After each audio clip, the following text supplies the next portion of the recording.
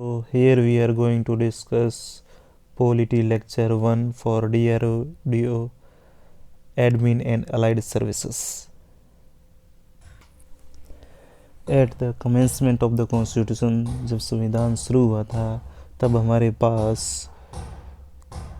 22 parts थे और वो अभी बढ़कर हो गए हैं 25 पार्ट्स। ठीक है, 8 शेड्यूल्स थी और अभी बढ़कर हो गई है 12 शेड्यूल्स। और उस टाइम थे 395 आर्टिकल्स थे और अभी तो ये संख्या है जो 400 प्लस हो गई है। तो आप लोगों को याद करना है 22 पार्ट्स थे शुरुआत में, 8 शेड्यूल थी और 395 आर्टिकल्स थे। अभी है 12 शेड्यूल। ये वाला चाहे इतना इम्पोर्टेंट नहीं है, फिर भी अब अगर वैसे एक बार देखोगे तो याद हो जाएगा, ये वाली चीज़ें ज़रूर इम्पोर्टेंट है। 22 पार्ट्स, 8 शेड्यूल्स एंड 395 आर्टिकल्स। अब देखो वो 22 पार्ट्स कौन कौन से हैं। 22 पार्ट्स हमें याद नहीं रखने हैं, मैं वही बताऊंगा जो इम्पोर्टेंट है, बाकी आपको कुछ याद नहीं रखना है। ठीक है, ये वैसे पहला वाला तो याद ही हो जाएगा, ये है यूनियन एंड इट्स टेरिटरीज। ठीक है, यूनियन एंड इट्स टेरिटरी। दूसरा याद रखना है, ये है सिटीजनशिप।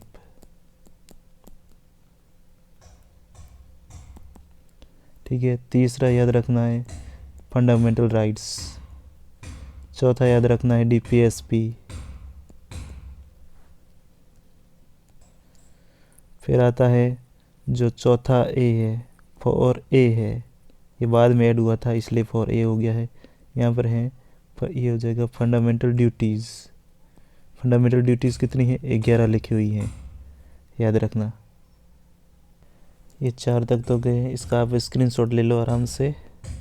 5वें नंबर पर यह आता है यूनियन। ठीक है, ये इम्पोर्टेंट है। 6ठे नंबर पर स्टेट्स।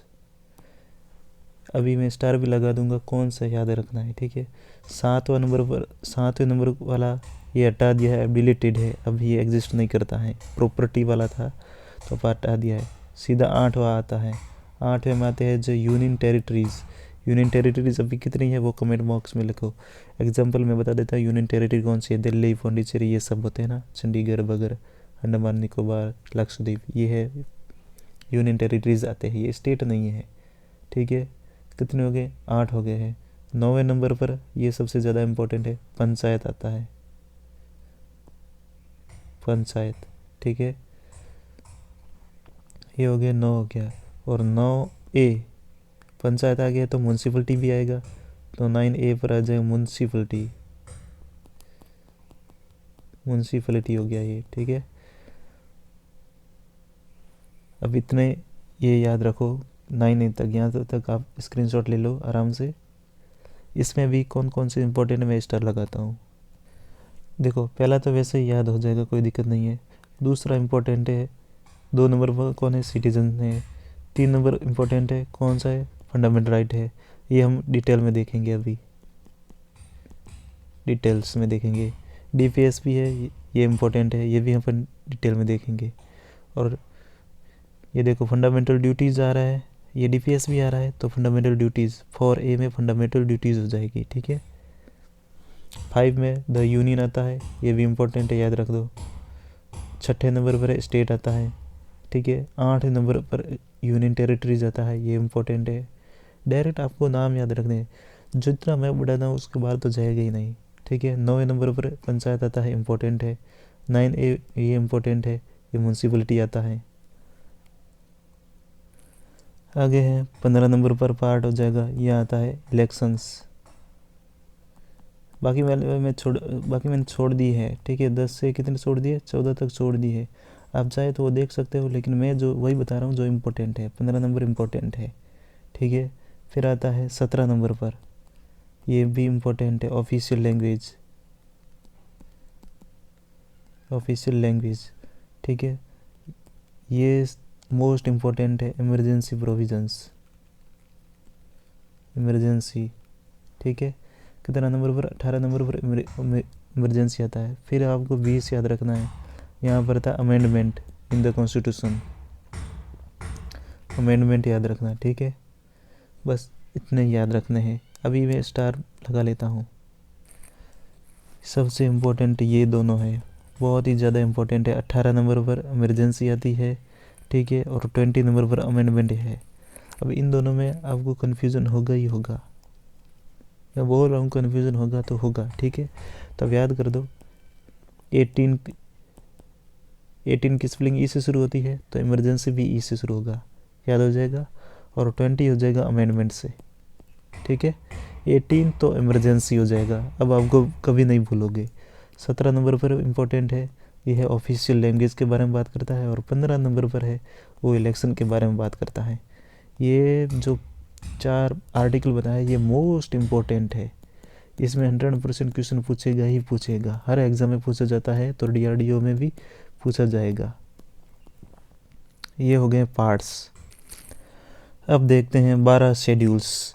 देखो, शुरुआत वाली तो मैं याद करवाता हूँ, ट्रिक है SPORT,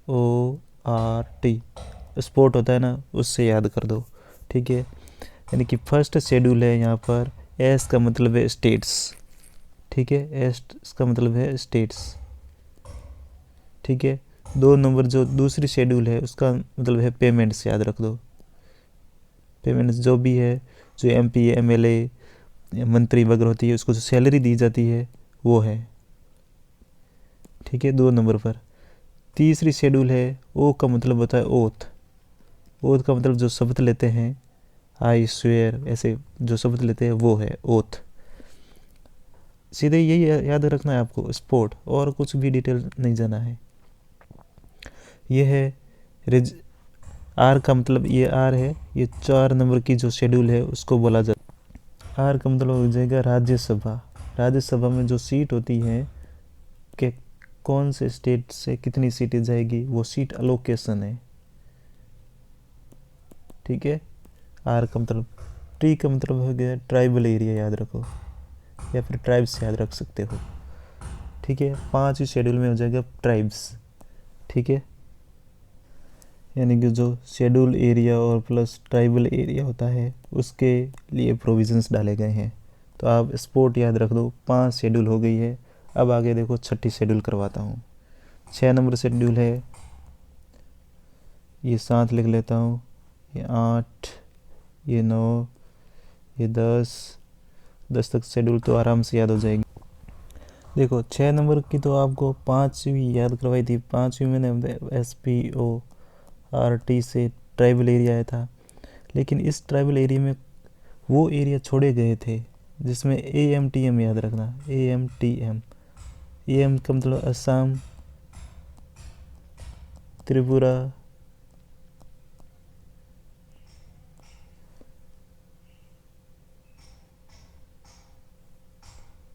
मेघालय एंड मणिपुर, ठीक है। AMTM का मतलब ये है। 6 शेड्यूल में वो ट्राइबल एरिया जो इन स्टेट में है, और जो 5th है, 5th में ये ट्राइबल एरिया जो ये स्टेट है वो नहीं है, इंक्लूड नहीं है, ठीक है। तो 5वें नंबर भी ट्राइब है और 6ठे नंबर भी ट्राइब ही है, जिसमें AMTM है, याद करना, ठीक है। और 7 शेड्यूल है, इसमें 3 लिस्ट दे रखी है, जैसे यूनियन लिस्ट, स्टेट लिस्ट, और जो कॉन्करेंट लिस्ट है, यानी कि कौन से सब्जेक्ट पर कौन सा कानून बनाया जा सकता है। इसमें यूनियन लिस्ट दे रखी है कि इसमें इस सब्जेक्ट पर ही यूनियन कानून बना सकता है, और स्टेट लिस्ट दे रखी है, उसमें स्टेट कानून बना सकता है। और जो कॉन्करेंट है, जिसमें स्टेट और यूनियन दोनों ही मिलकर कानून बना सकते हैं। तो ये लिस्ट दे रखी है, 7th शेड्यूल है, ठीक है। 8th शेड्यूल में ऑफिशियल लैंग्वेज के बारे में बात की गई है, ठीक है। ऑफिशियल लैंग्वेज का अभी मैंने पार्ट बताया था, कौन सा पार्ट है बताओ, मैंने ट्रिक्स से भी बताया था, ध्यान रखना, ठीक है। फिर हो गया 8 हो गया। 9th शेड्यूल है, ये इसमें आया था जो लैंड रिफॉर्म्स वगैरह हुए थे, वो आया था इसमें, ठीक है। जैसे ज़मींदारी सिस्टम आप याद रख सकते हो, या फिर जमींदारी सिस्टम था उसको ख़त्म किया गया था, या फिर लैंड रिफॉर्म्स याद रख सकते हो। ये जो शेड्यूल है 9th शेड्यूल, 8 शेड्यूल तो देखो संविधान की शुरुआत में थे, यानी कि 9th शेड्यूल ये बनाई गई थी और उसमें लैंड रिफॉर्म्स को रिफॉर्म लाया गया था, याद रह जाएगा। और 10वीं शेड्यूल हो जाएगी, ये काफ़ी इम्पोर्टेंट है, anti defection, anti defection law. ज़्यादा डिटेल में आपको जाने की ज़रूरत नहीं है, ये जो यूपीएससी वगैरह तैयारी करते हैं उसके लिए है, बाकी आपको इसमें ज़्यादा डिटेल में जाने की बिल्कुल ही ज़रूरत नहीं है, ठीक है। और ये जो 9th शेड्यूल है ये फर्स्ट अमेंडमेंट हुआ था कॉन्स्टिट्यूशन में, फर्स्ट अमेंडमेंट, ठीक है, उसी में ही इसको लाया गया था। ये कब आया था? 1951 में, ठीक है, ये याद रखो, या वैसे रह जाएगा, कोई दिक्कत नहीं है। और ये 10th आया था, ये 52nd कॉन्स्टिट्यूशनल जो अमेंडमेंट आया था उसमें आया था। ये कब आया था? 1985 में, ये याद रख सकते हो। अभी मैं स्टार बता देता हूँ कौन कौन से याद करने हैं। हाँ देखो 5 तक तो भाई ट्राइबल है, तो छठा भी ट्राइबल हो गया जिसमें AMTM शामिल है। AMTM असम, त्रिपुरा, मेघालय और मणिपुर है। 7th शेड्यूल में 3 लिस्ट दे रखी है जिसमें काम बांटा गया है, या जो भी है पावर है वो उसमें बांटा रखी है, यूनियन, स्टेट और कंकरेंट। 8 है ऑफिशियल लैंग्वेज, याद रखना। ऑफिशियल लैंग्वेज कितनी है? 22 है, ये भी याद रखना। कौन कौन सी है वो भी याद रखना। वैसे एक बार पढ़ोगे तो सारी लैंग्वेज आ जाएगी, जिसमें इंग्लिश है कि नहीं है ये आप मुझे कमेंट बॉक्स में बताओ। आप इंग्लिश लैंग्वेज है जो ऑफिशियल लैंग्वेज में इंक्लूडेड है कि नहीं है, ये बता दो। 9th में ज़मींदारी सिस्टम आया था, जिस ज़मींदारी सिस्टम को ख़त्म किया गया था, यानी लैंड रिफॉर्म्स आया था। और 9th शेड्यूल जो संविधान का जो प्रथम संशोधन था, फर्स्ट अमेंडमेंट इन 1951 में आया था, उसके थ्रू इसको ऐड किया गया था। और 10वीं है एंटी डिफेक्शन लॉ, ठीक है, एंटी डिफेक्शन लॉ जो 52nd कॉन्स्टिट्यूशनल अमेंडमेंट हुआ था 1985 में, उसके थ्रू इस 10th शेड्यूल को ऐड किया गया था। अब देखो पीछे कौन कौन सी रह गई है, अब 2 शेड्यूल रही है, कौन सी है? ये दोनों ही बहुत ही ज़्यादा इम्पोर्टेंट है, 11 और 12, ठीक है। 11 और 12 ये हो जाएगा, ये जो अपने पंचायती राज सिस्टम लागू हुआ था उसमें आया था, तो इसमें हो जाएगी पंचायत, ठीक है। और इसमें आ जाएगा म्यूनसिपलिटी। पार्ट भी मैंने बताया था जिसमें भी पहले पंचायत आता है, याद, पहले पहले यानी पहले ऐसे लिखा जाता है, तो पी से शुरू होता है, तो पंचायत याद हो जाएगा, यानी कि पंचायत पहले आएगा, म्यूनसिपलिटी बाद में आएगा। दोनों ही इम्पोर्टेंट है, स्टार लगाओ, क्योंकि कन्फ्यूज़न होगा आप में, मैं गारंटी दे रहा हूँ कन्फ्यूज़न होगा आप में कि 11 नंबर पर म्यूनसिपलिटी है कि 12 नंबर पर है, तो कन्फ्यूज़न होगा। इसलिए पी से याद रखो, पहले पहले तो पंचायत आएगी, बाद में म्यूनसिपलिटी आएगी। और इसके अभी जो मैंने पार्ट बताए थे 9 और 9A, तो यहाँ पर भी क्या आएगा? पंचायत पहले आएगी, ठीक है। और 9A में क्या आएगा? म्यूनसिपलिटी। सेम यहाँ पर भी सेट ऑर्डर है, जो आगे पीछे का जो ऑर्डर है यहाँ पर भी है, सेम ही है।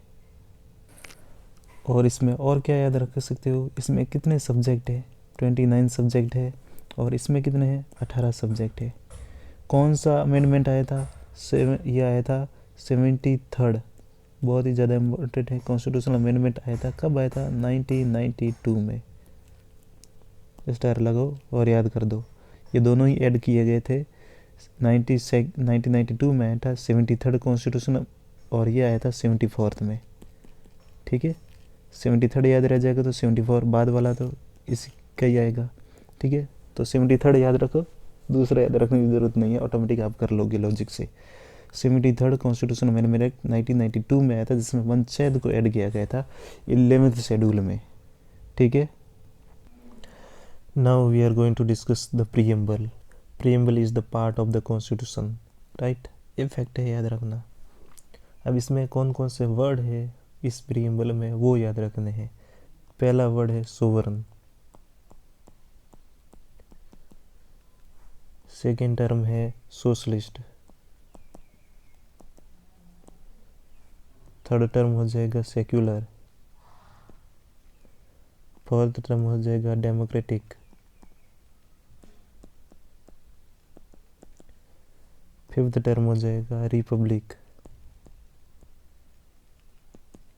ठीक है। सिक्स टर्म हो जाएगा जस्टिस, सेवंथ टर्म हो जाएगा लिबर्टी, एट्थ टर्म हो जाएगा इक्वलिटी, एंड नाइन टर्म हो जाएगा वो हो जाएगा fraternity.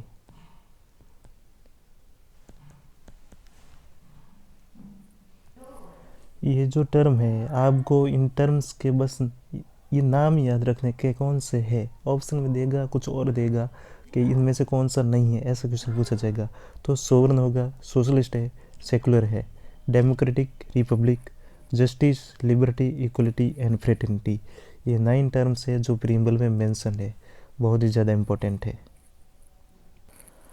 You can take screenshot of this. अब देखते हैं part third.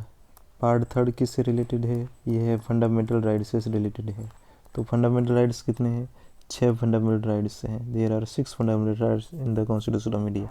First is right to equality, second is right to freedom, third is right against exploitation, fourth is right to freedom of religion, fifth is cultural and educational rights, and the sixth is constitutional remedies. At the commencement of the Constitution, there were 7 fundamental rights and a right to property, which has been deleted, and now it has been put under Article 300A of the Constitution of India. Mark it as a star. Here are in detail right to equality. Articles from 14 to 18 are included under right to equality. Right? Equality before caste, religion, etc. You just remember right to equality, Article 14 to 18, and Article 19 to 22 includes right to freedom, and from Article 23 to 24 right against exploitation, Article 25 to 28 right of freedom religion, Article 29 and 30 cultural and educational rights, and 35 to 35 right to constitutional remedies. Right? तो ये जो fundamental rights है इनके जितने भी article है 12 से 35 या फिर आप 12 से 32 है, ये स्टार मार्क लगाओ और आपको एक एक लाइन याद होनी चाहिए, वो डायरेक्ट क्वेश्चन पूछा जाएगा। ठीक है, ये मैं आपको ऊपर छोड़ रहा हूँ कि आपको कैसे याद करना है। ट्रिक मिल जाएगी, यूट्यूब पर भी खूब मिल जाएगी कि कैसे याद करना है। तो ये आपको माइंड में रखना पड़ेगा हमेशा ही, इसके बिना काम नहीं चलेगा। आगे है पार्ट फोर्थ। ठीक है, फोर्थ में क्या आता है, डीपीएसपी आता है, बता दिया था। अब डीपीएसपी में कौन कौन से आर्टिकल इम्पोर्टेंट है वो मैं बता देता हूँ। एक तो आर्टिकल है 40, ये किससे जुड़ा हुआ है, ये ऑर्गेनाइजेशन ऑफ पंचायत। ठीक है, डायरेक्ट याद करना, ऑर्गेनाइजेशन ऑफ पंचायत आर्टिकल 40। दूसरा इसमें आर्टिकल है जो इम्पोर्टेंट है वो है 44 आर्टिकल है। वो इम्पोर्टेंट इसलिए है क्योंकि ये इंक्लूड करता है जो यूनिफॉर्म सिविल कोड होता है, यूनिफॉर्म सिविल कोड यूसीडी, ये इम्पोर्टेंट है और अभी न्यूज़ में भी चल रहा है यूनिफॉर्म सिविल कोड।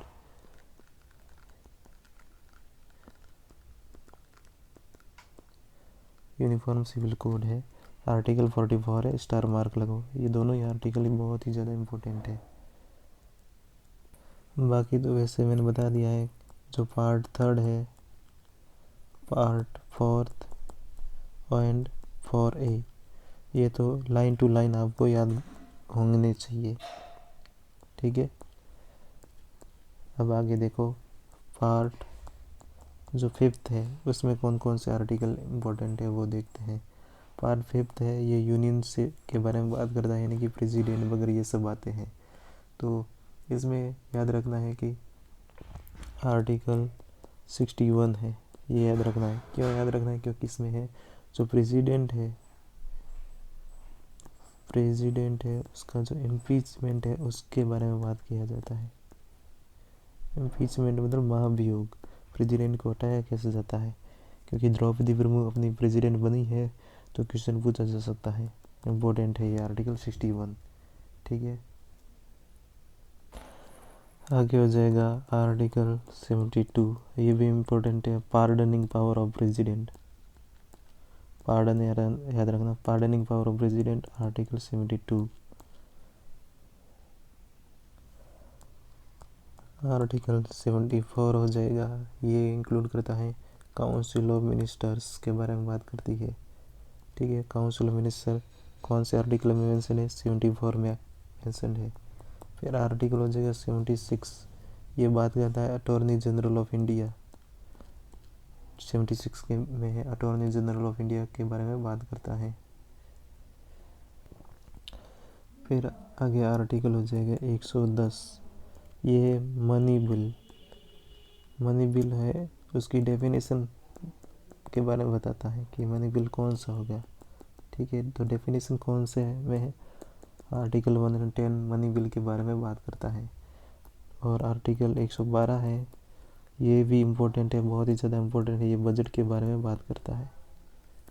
ठीक है, बजट के लिए कौन सा हो जाएगा, आर्टिकल 112 है, वो बजट के बारे में बात करता है। आगे देखो आर्टिकल 239 ए, ये स्पेशल प्रोविज़न ऑफ दिल्ली के बारे में बात करता है। ठीक है, स्पेशल प्रोविज़न है जो दिल्ली के बारे में है, वो है आर्टिकल 239 ए, याद रखना, काफ़ी इम्पोर्टेंट है।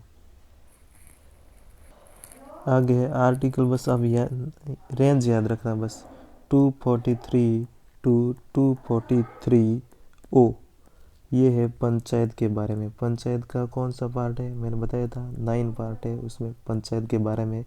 पंचायत की शेड्यूल कौन सी है, 11 शेड्यूल है, याद रखना।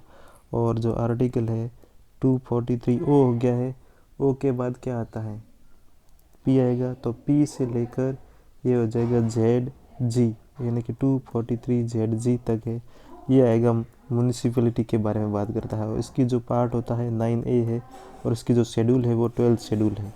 ठीक है, ये बस रेंज याद रखो, इसमें डायरेक्ट आर्टिकल को याद नहीं रखना है। 243 टू ओ तक तो पंचायत है, 243 पी टू जेड जी हो जाएगा, वो म्यूनिसिपैलिटी के बारे में बात करता है।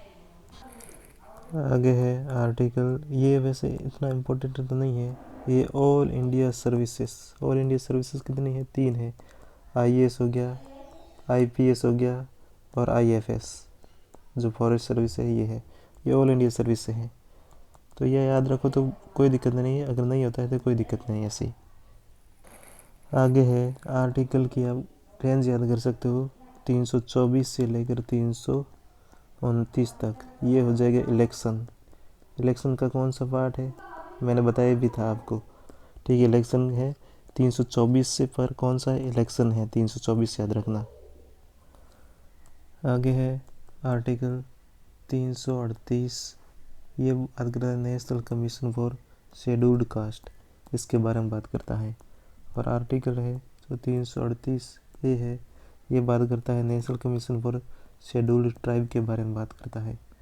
ठीक है, और जो ये अभी रिसेंटली ऐड किया गया 338 जगह बी, ये बात करेगा national commission for backward classes. ठीक है, तो ये इम्पोर्टेंट है बहुत ही ज़्यादा, ये आप तीनों याद रखो। देखो इसमें इन दोनों में कन्फ्यूज़न हो सकता है। ठीक है, कन्फ्यूज़न क्यों हो सकता है, तो ये सी है ना, अल्फ़ाबेट में ABC, सी पहले आता है, टी बाद में आता है, तो सी पहले आएगा, तो 338 है, उसमें सी पहले आएगा। ठीक है, तो बाद में टी आएगा, और दिस बी का मतलब बैकवर्ड क्लासेस ही है। इस तरीके से आपको याद हो जाएगा, ये इम्पोर्टेंट है चीज़ें। फिर आगे देखो, आगे आर्टिकल है वो 343, ये तो बहुत ही ज़्यादा इम्पोर्टेंट है, ऑफिशियल लैंग्वेज के बारे में बात करता है। ऑफिशियल लैंग्वेज का जो पार्ट बताया था कौन सा था, 17 नंबर का पार्ट था, मैंने बताया भी था। और शेड्यूल कौन सी थी, 8th शेड्यूल थी, जिसमें 22 लैंग्वेज आती है ऑफिशियल लैंग्वेज। ठीक है, आगे है पार्ट हो जाएगा 18। ठीक है, 18 पार्ट में क्या आया था, मैंने बताया था 8 ई से क्या आया था, इमरजेंसी। इमरजेंसी के लिए जो आर्टिकल की रेंज है 352 से लेकर 360 तक है। ठीक है, ये बहुत ही ज़्यादा इंपॉर्टेंट है, आप रेंज याद कर सकते हो। ठीक है, इसमें तीनों इमरजेंसी है। एक नेशनल इमरजेंसी आती है जब कोई अटैक कर देता है। ठीक है, प्रेसिडेंट का रूल होता है, वो इसके बारे में बात करता है। और ये जो 360 है इसमें होता है फाइनेंशियल इमरजेंसी। Financial emergency. ठीक है, 352 में कौन सी हो जाएगा, नेशनल इमरजेंसी। ठीक है, 356 ये आर्टिकल डायरेक्ट याद करो, ये हो जाएगा प्रेसिडेंट का रूल, प्रेसिडेंट्स रूल। बस 3 आर्टिकल याद करने, रेंज याद कर सकते हो, वैसे रेंज याद हो जाएगी आपको 352 से 360, जिसमें ये 3 आर्टिकल याद करने हैं। 352 हो जाएगा नेशनल इमरजेंसी, 356 है प्रेसिडेंट का रूल लगता है, और 360 है फाइनेंशियल इमरजेंसी। तो मैंने ये आर्टिकल बताया है, इसके अलावा आपको कोई भी आर्टिकल नहीं पढ़ना है। अगर मान लो कोई भी आर्टिकल बाहर आ गया है तो आपका जो कॉम्पिटिटर है आपके साथ जो बैठ रहा है एग्ज़ाम में उसको भी नहीं आएगा। ठीक है, तो आप निश्चित होकर जाइए एग्ज़ाम देना, कोई दिक्कत नहीं है, मैंने अपने तरफ से पूरा करवा दिया है। तो ये है पॉलिटी का पहला लेक्चर, और इस चीज़ को हमेशा ही, इस चीज़ को भी ध्यान रखो, 1 पर्सन इक्वल टू 10 सब्सक्राइबर। अगर आप ये नहीं करोगे तो मुझे बीच में ही छोड़ना पड़ेगा। ठीक है।